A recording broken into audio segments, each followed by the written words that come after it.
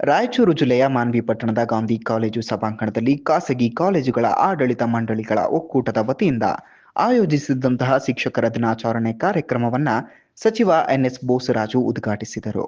ಮಾಜಿ ಶಾಸಕ ರಾಜ ವೆಂಕಟಪ್ಪ ನಾಯಕ ಈ ಕಾರ್ಯಕ್ರಮದಲ್ಲಿ ಉಪಸ್ಥಿತರಿದ್ದರು. ಕಾರ್ಯಕ್ರಮದಲ್ಲಿ ಉತ್ತಮ ಉಪನ್ಯಾಸಕರಿಗೆ ಅಕ್ಷರ ದಾಸೋಹಿ ಪ್ರಶಸ್ತಿ ಪ್ರದಾನ ಮಾಡಲಾಯಿತು. ಸಚಿವ ಬೋಸರಾಜು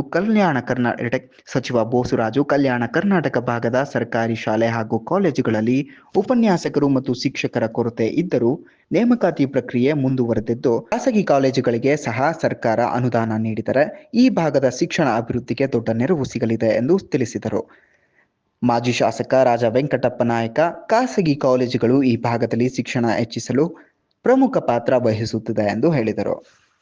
ಯಾವುದೇ ಮೂಲಭೂತ ಸೌಕರ್ಯಗಳಿಗೆ ಕೊರತೆ ಇಲ್ಲದಂಗೆ ಇವತ್ತು ನಾವು ಶಿಕ್ಷಣಕ್ಕೆ ಒತ್ತು ಕೊಟ್ಟು ಈ ಶಿಕ್ಷಣದ ಭಾಗದಲ್ಲಿ ಶಿಕ್ಷಣದ ಗುಣಮಟ್ಟ ಮತ್ತು ಶಿಕ್ಷಣ ಶೇಕಡವಾರು ಮೇಲೆ ಬರಬೇಕು ಅನ್ನೋ ಕಾರಣಕ್ಕೆ ಸರ್ಕಾರ ಉದ್ದೇಶ ಇದೆ. ಅದು ಏನಾದರೂ ಸರ್ಕಾರ ಉದ್ದೇಶನ ಏನಾದರೂ ಈಡೇರಿಸಿದ್ರೆ ಅದು ಖಾಸಗಿ ಕಾಲೇಜುಗಳು ಅನ್ನುವಂಥ ಮಾತನ್ನ ನಾನು ಹೇಳಲಿಕ್ಕೆ ಬಯಸ್ತೀನಿ.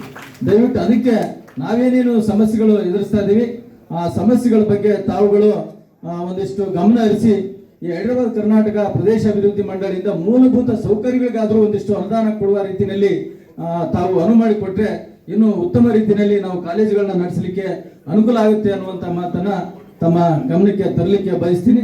ಹಾಗಾಗಿ ಇವತ್ತು ಸುಮಾರು ಕಾಲೇಜುಗಳು ಇವತ್ತು ನಾವು ಮಕ್ಕಳಿಗೆ ಅನ್ಯಾಯ ಆಗಬಾರ್ದು, ಮಕ್ಕಳು ಶಿಕ್ಷಣದಿಂದ ವಂಚಿತರಾಗಬಾರ್ದು ಅನ್ನೋ ಕಾರಣಕ್ಕೆ ಯಾವುದೇ ರೀತಿಯಿಂದ ಮೂಲಭೂತ ಸೌಕರ್ಯಗಳನ್ನ ಕೊರತೆ ಆಗದೇ ರೀತಿಯಲ್ಲಿ ನಾವು ಗಮನ ಹರಿಸ್ತಿದೀವಿ ಅನ್ನೋಂಥದ್ದು.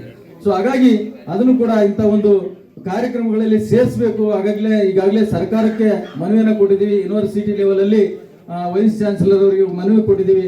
ಬಹಳಷ್ಟು ಆಡಳಿತಾತ್ಮಕ ವಿಚಾರಗಳಲ್ಲಿ ನಮಗೆ ಯೂನಿವರ್ಸಿಟಿನಲ್ಲಿ ಸಮಸ್ಯೆ ಆಗ್ತಾ ಇದೆ. ಅಂಥವುಗಳನ್ನ ಸಹಿತ ತಾವು ಗಮನ ಹರಿಸಿ ನಮಗೆ ಸೂಕ್ತ ಅನುಕೂಲ ಮಾಡಿಕೊಟ್ರೆ ಇನ್ನೂ ಹೆಚ್ಚಿನ ಮಟ್ಟದಲ್ಲಿ ನಾವು ಕಾಲೇಜುಗಳನ್ನ ನಡೆಸಲಿಕ್ಕೆ ಅನುಕೂಲ ಆಗುತ್ತೆ ಅನ್ನುವಂಥ ಮಾತನ್ನ ಹೇಳಲಿಕ್ಕೆ ತಮ್ಮಲ್ಲಿ ವಿನಂತಿಯನ್ನ ಮಾಡಿಕೊಂಡು ಕಂಡೀಷನ್ಗಳನ್ನ ಒಪ್ಪಿನೇ ಪರ್ಮಿಷನ್ ಕೊಟ್ಟಿರ್ತಾರೆ. ಆಮೇಲೆ ಫೈರ್ ಸರ್ಟಿಫಿಕೇಟ್ ಅಂತೇಳಿ ಒಂದು ಮ್ಯಾಂಡೇಟರಿ ಮಾಡಿಬಿಟ್ಟಿದ್ದಾರೆ ಸರ್. ಇದರಿಂದ ತಗೊಳ್ಳಿಕ್ಕೆ ನಾವು ಎಷ್ಟೋ ಶಿಕ್ಷಣ ಸಂಸ್ಥೆಗಳು ಬಾಡಿಗೆ ಕಟ್ಟಡಗಳಲ್ಲಿ ನಡೆಸ್ತಾ ಇರ್ತೀವಿ.